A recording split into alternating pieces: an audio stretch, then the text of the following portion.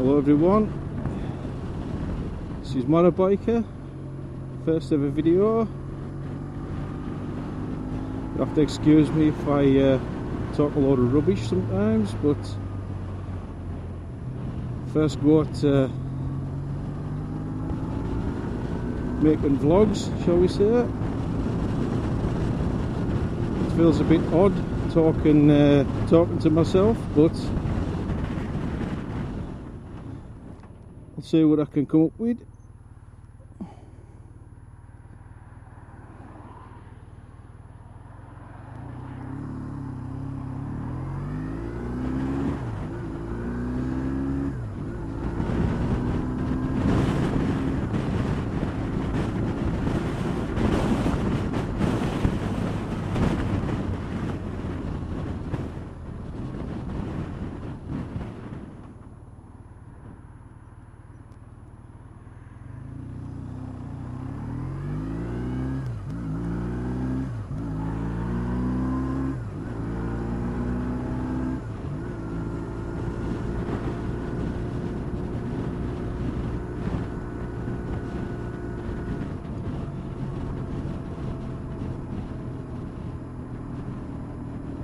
Don't know how many of you will recognise the bike I'm riding, but it's a R1150GS 2000 model.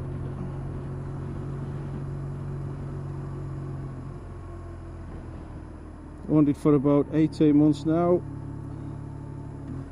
Previously I had loads of sports bikes, but this is the one that I enjoy riding the most, funnily enough.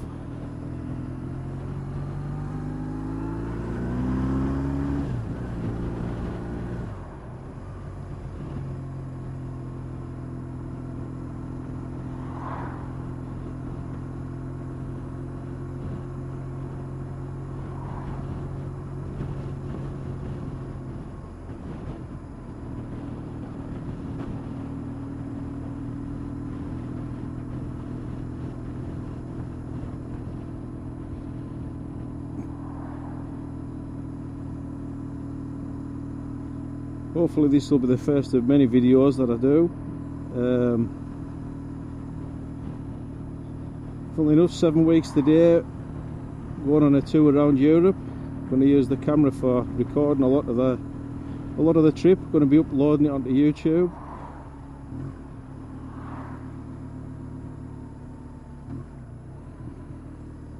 Just as a way of a reminder for myself of what I've experienced, and also, you know, for everybody out there to enjoy as well.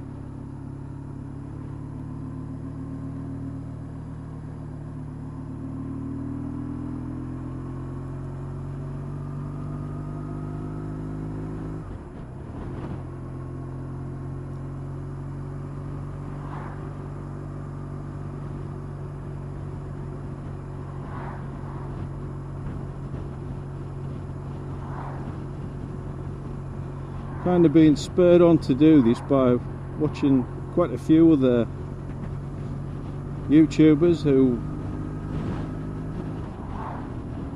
record quite a few videos, journeys, talking about this and that, and I thought, why not?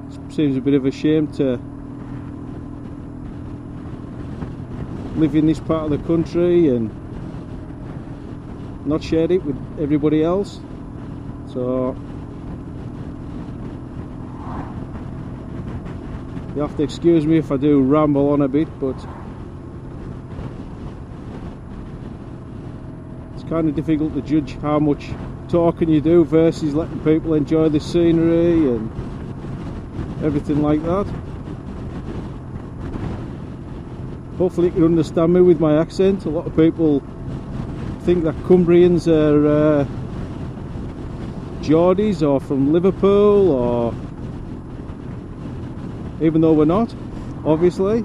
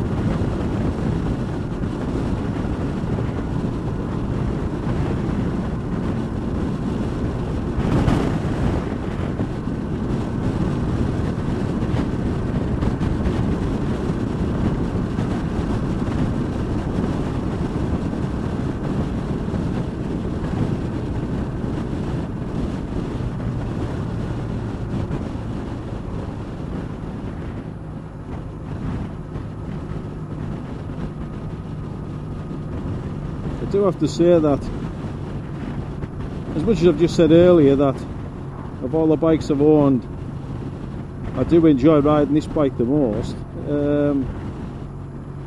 It's mainly due to the fact that I can enjoy the ride and not be forced to go fast, shall we say. I tend to find that sports bikes make me ride like a lunatic. Mostly due to the riding position, which I find really uncomfortable.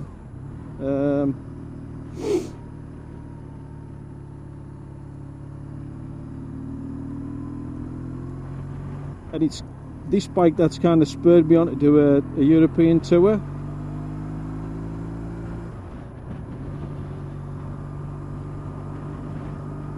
The plan is that on the 1st of June, myself and my girlfriend Hayley, we're going to travel down to Plymouth, get on a ferry down to Santander, do a bit of a tour around Spain, Picos de Europa, over across towards the east, down to Rome, Venice, up over Stelvio Pass on the way to France, and then hopefully go across where all the Normandy landing beaches were. Just see what that brings. Never been abroad on a bike, never done anything like this, to be quite honest. It's took quite a bit of planning to get all the gear together, because we're kind of going to wing it, shall we say, half and half, like camping and also staying in hotels. Got absolutely nothing booked, just going to wing it, as a lot of the lads on the forum that I go on, UKGS, just like to give a shout out to them lads. Great bunch of blokes, full of helpful advice. A lot of the people on there are all done European tours, and along with reading their stories and watching some of their videos, it's kind of spurred me on about something that I've always wanted to do but never done. I guess it's just a culmination of everything. Having the right bike, reading people's experiences, and also being with the right lass.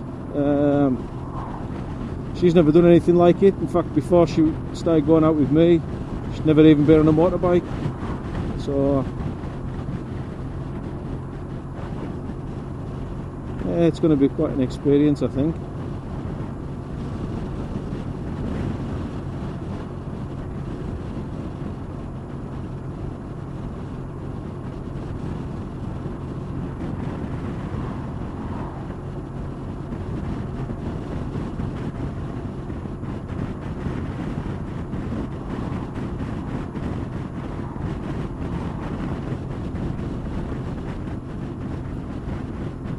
Hopefully I've got everything set up correctly on the camera, so you can hear me and you can see everything that I say.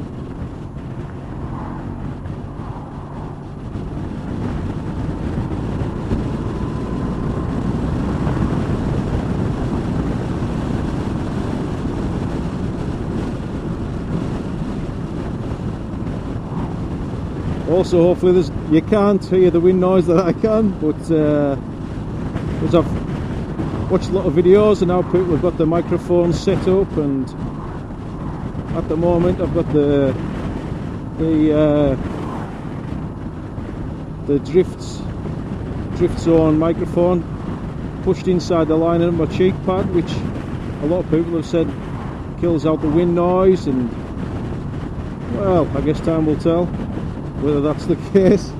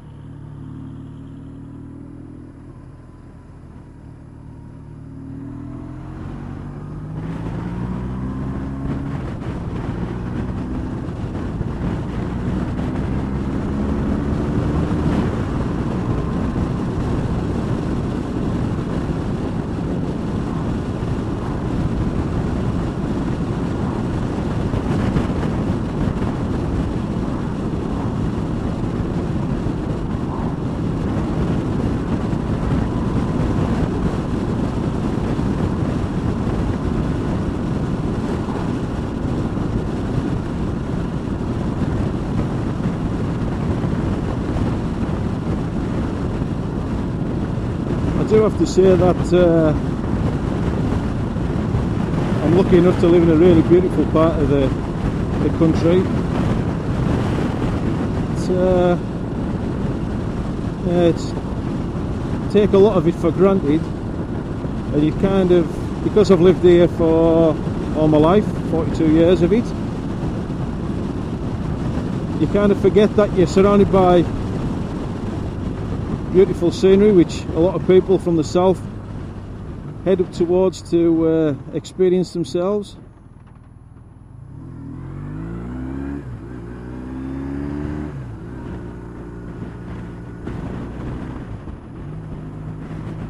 Quite a few bikers, as you can see, they come up to enjoy the roads, nice twisty roads up here.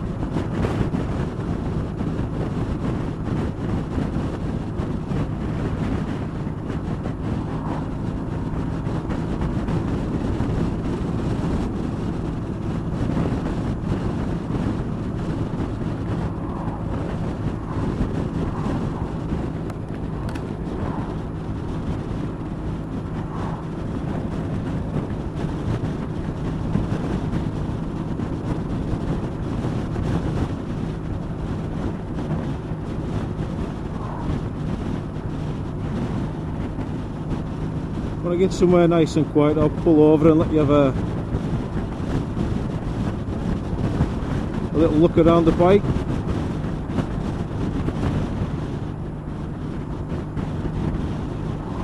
I did originally buy the bike as a R1150GS, and spent a considerable amount of time and money changing it over to the GS Adventure spec. Mostly because I love the look of those, and also kind of fits me more comfortable. It's more practical because obviously the bike's my everyday transport, and I do like the plus point of having a larger petrol tank from the Adventure. But at the time when I was buying the bike, I was self-employed and money was a bit tight, so I couldn't really stretch to the Adventure spec. But I've gradually, over the last 18 months, converted it. Suspension, wheels, petrol tank, crash bars.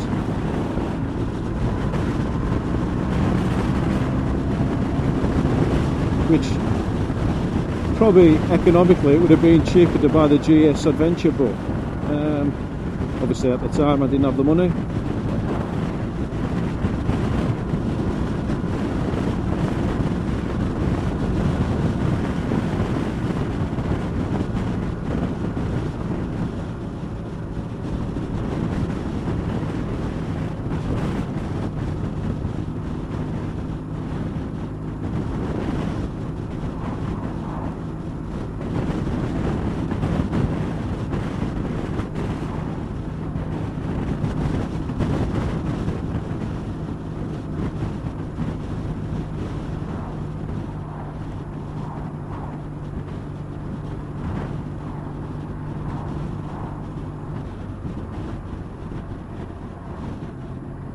Come on.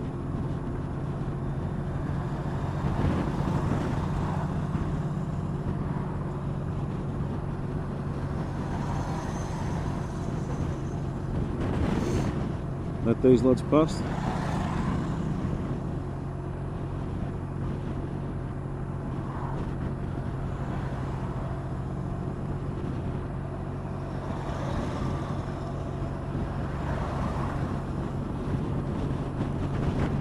I think that's all of them. Unless there's a couple, there could be a couple of stragglers at the back.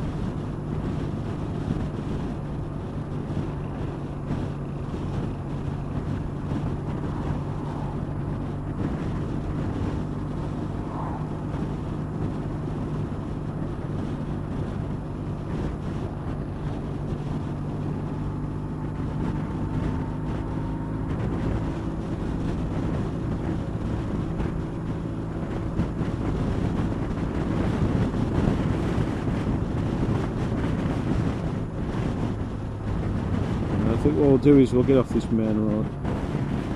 Not really my forte.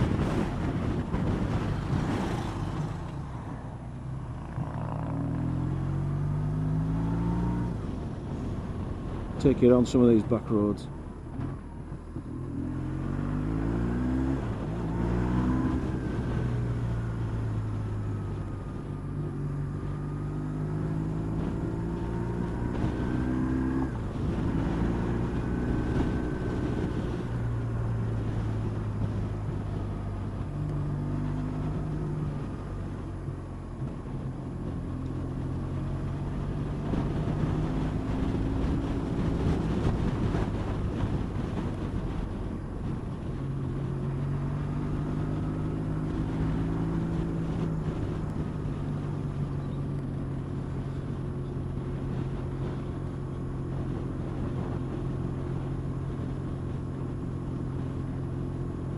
I do have to say, for such a large bike,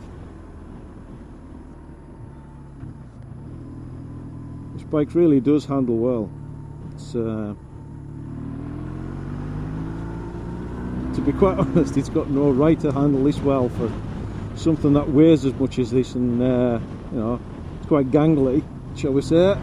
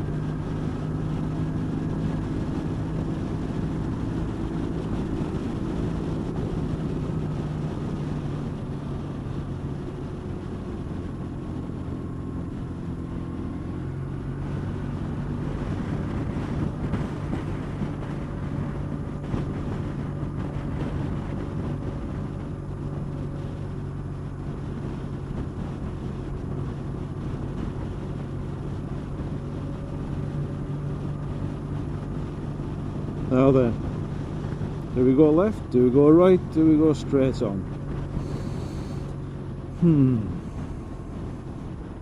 Left, I think.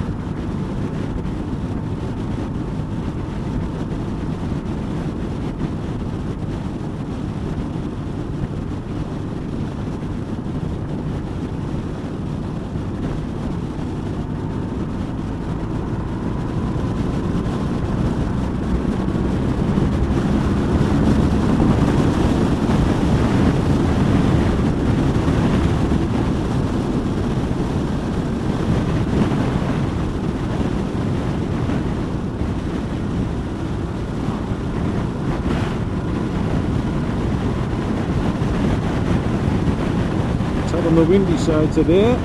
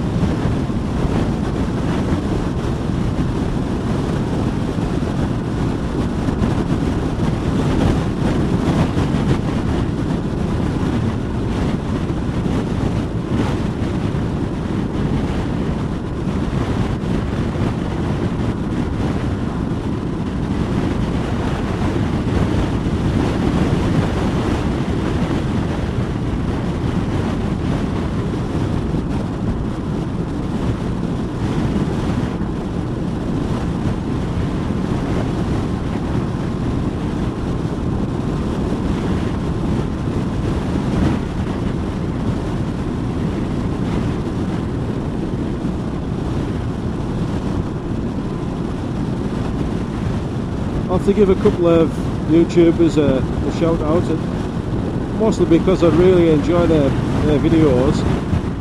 One, Growcraft Nottingham, thoroughly enjoy his videos.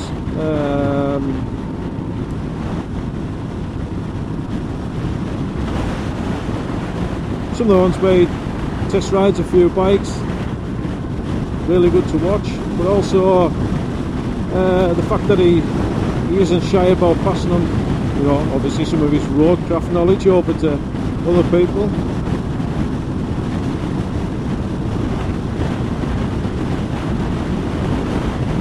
Although I've been riding bikes since I was 3, obviously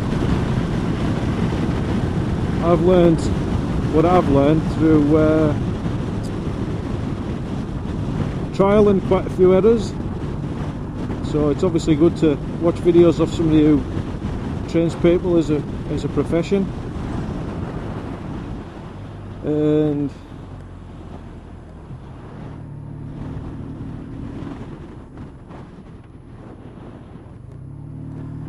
Mr. Booser, because the entertainment factor of his videos are fantastic. Obviously I should be calling this bike an adventurer, but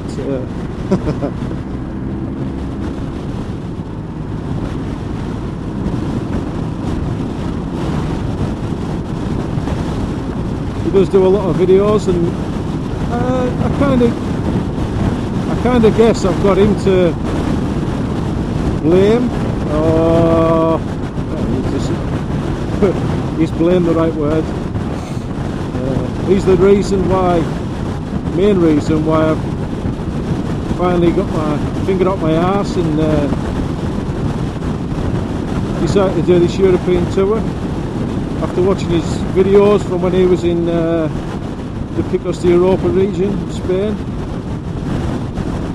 Really good videos, beautiful areas, kind of like Spanish equivalent to the Lake District.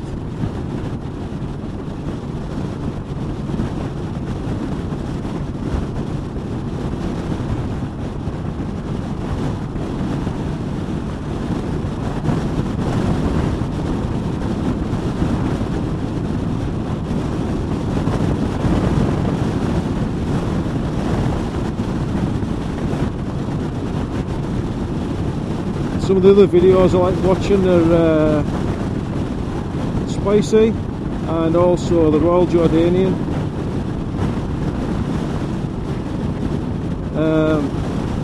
Quite a abstract selection of people that I tend to follow on YouTube. Obviously subscribe to a lot more than that, but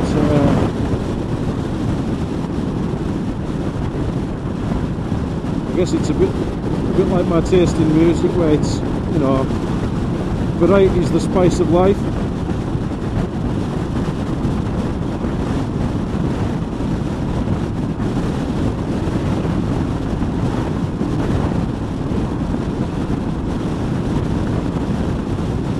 I hope you can hear my over this wind noise. It's hopefully the mic setup's working as it should.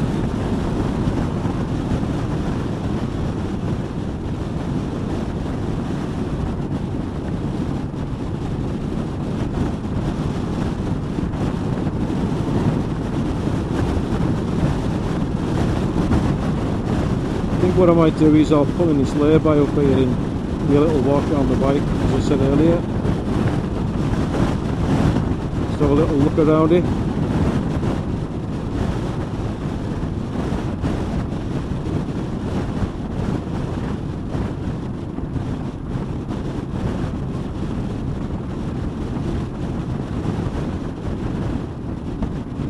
Either this is a left-hand drive car in front of me, or it's been driven by a dwarf. I'm not sure which is correct. I think it could actually be driven by a dwarf.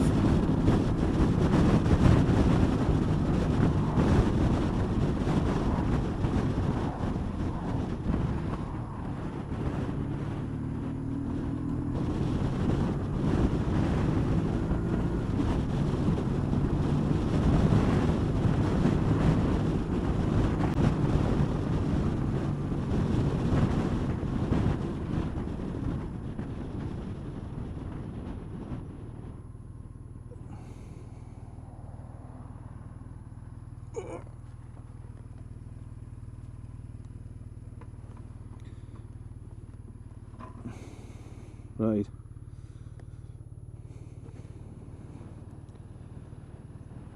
Here's my bike. 2000 model R1150GS. Brilliant bike. Done quite a few mods to it. All in pannier frames. They use the aluminium pannier boxes off the R1150GS. Well, I suppose you can fit the same ones to the GS, but I like to think that those are the GSA ones. Top box, screen X, screen deflector, which is brilliant. Crud catcher, hard part. Also, as it was originally the GS, it's got the overdrive 6th gear, which on my daily commute I tend to predominantly stuck in traffic, or I'm not travelling that fast. So what I did was I changed the final drive to one from a R1150GS, which has got a 33:11 ratio. The original one on this bike's got a 31:11, which I just tended to find that the gap to 6th gear was a bit on the tall side, so it works for me better.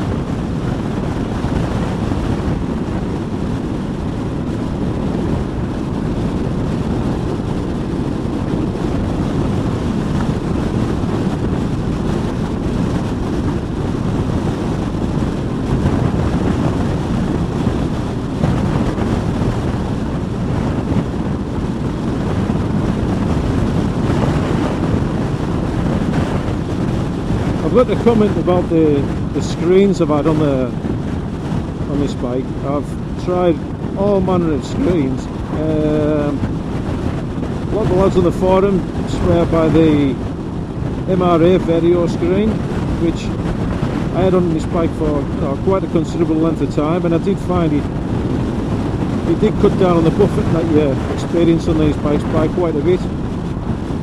I still didn't find it ideal.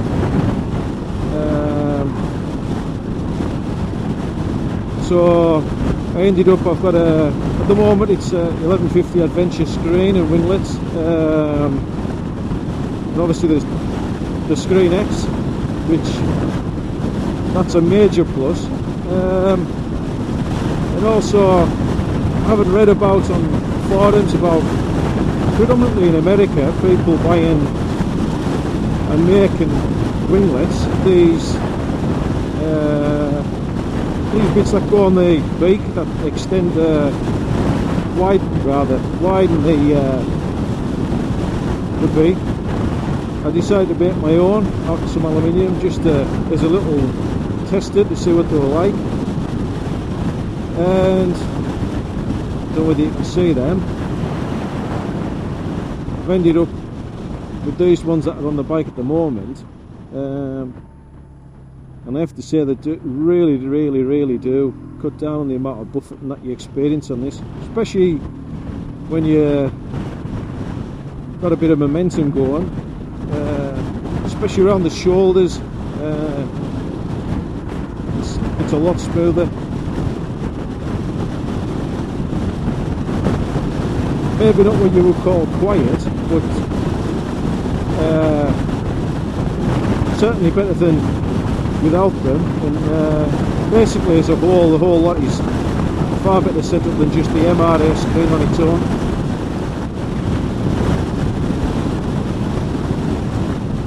I did try turbinators for a while, but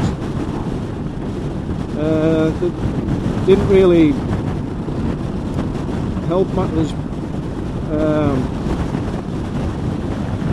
But I guess having read up about other people's findings, it seems that what works for somebody doesn't work for somebody else, even if, you know, relative in terms of height they're all relatively the same. I guess it's a culmination of helmets, body sizes, so you have to do quite a bit of juggling about to find out what suits you the best.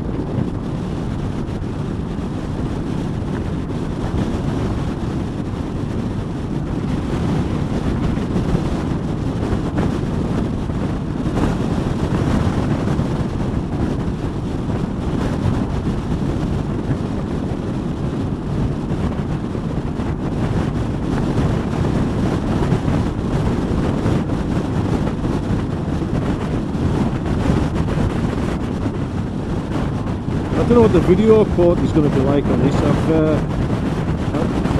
used a lot of averages, going through what everybody suggests in use, and at the moment I'm using 720p at a rate of 30 frames per minute, 30 frames per second.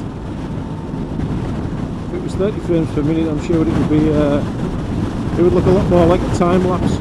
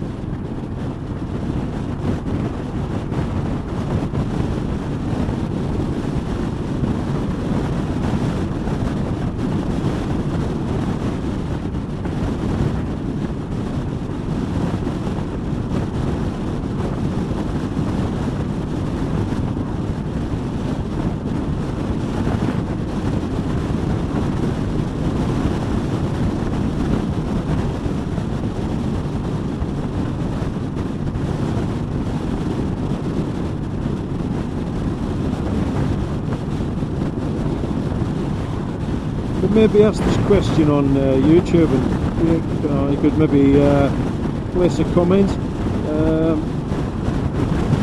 At the moment I've got myself a Garmin Nav 4, or well, it's a Zumo 660, but obviously with the additional mount supplied by BMW. Previously I used to use TomTom Rider many years ago, but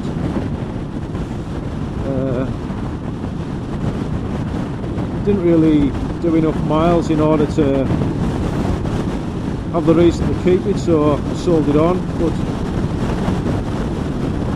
I've read up about these things. I've bought myself one of these. Just like what's everybody's comments about, you know, the positives and the negatives between the two. You know, because I'm kind of, I find the software for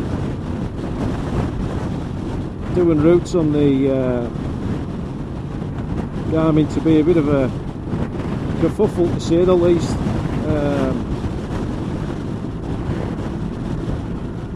But you know, what does everybody else think? Because obviously I've got quite a bit of time before I go. Do I keep the Garmin or do I change to the TomTom? The main reason is the fact that on the Garmin I can have my music on there, so I'm trundling along. I can have my music playing through my Bluetooth headset. Obviously you can't do that on the TomToms, but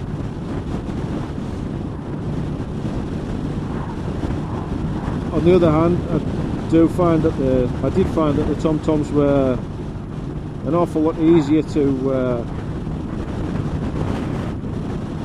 plan routes on and everything like that. But my main concern is the fact that all the later TomToms only run off the internal hard drive, so the space is limited, and usually I tend to find that after a couple of years the maps are bigger than the hard drive space.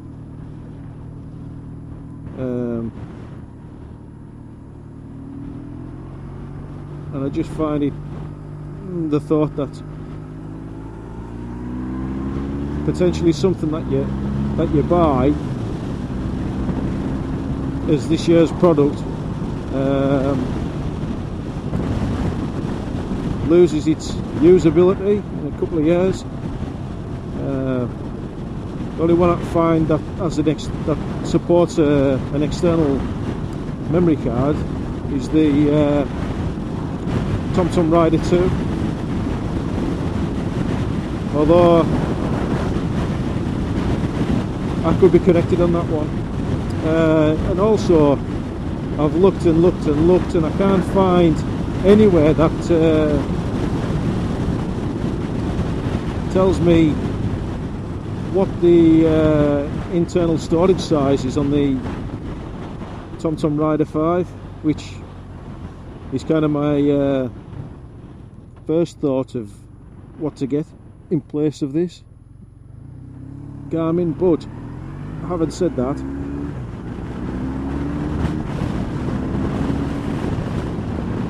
there may be other suggestions.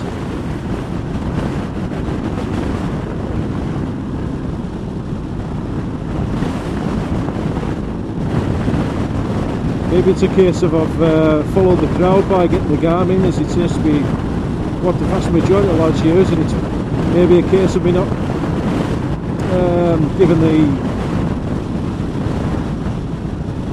given the software that Garmin supply for doing the routes enough of a chance. But I do find it extremely hard work to use, I have to say.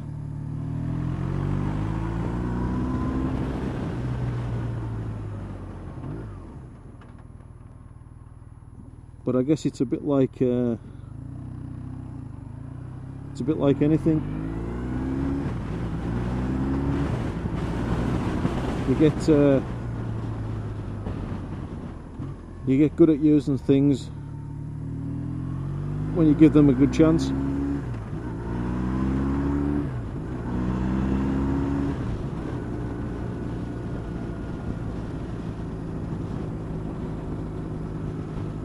But it'd be interesting to find out what everybody's thoughts are on the TomTom versus the Garmin. I know it creates quite a bit of contention on a few forums that I've been on.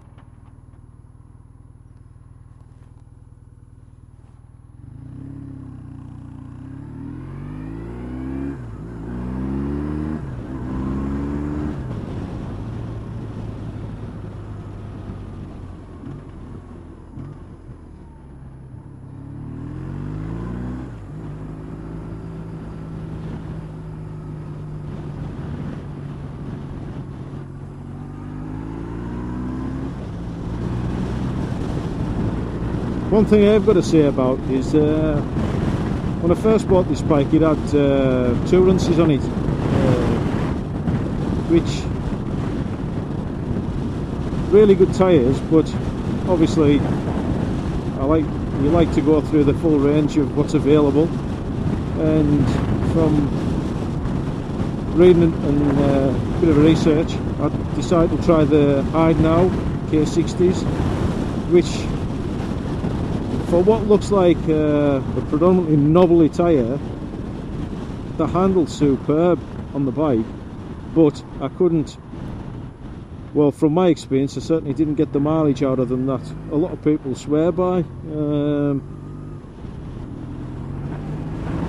And I've actually changed to Anarchy 3s. I've done approaching 3,000 miles on them, and there's no discernible wear that I can see, and the bike handle's absolutely superb with the tyres on. Plenty of grip, wet and dry. So it's just my thought on the matter, in case any of you boys are looking for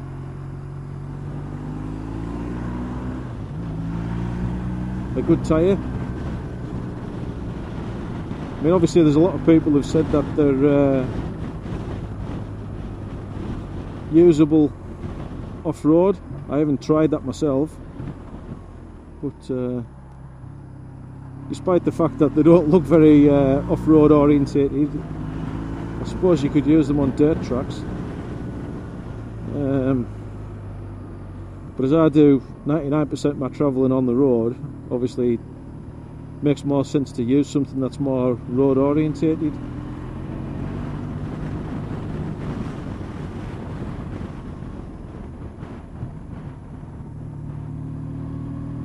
Well, I guess it makes sense to end this video where I started.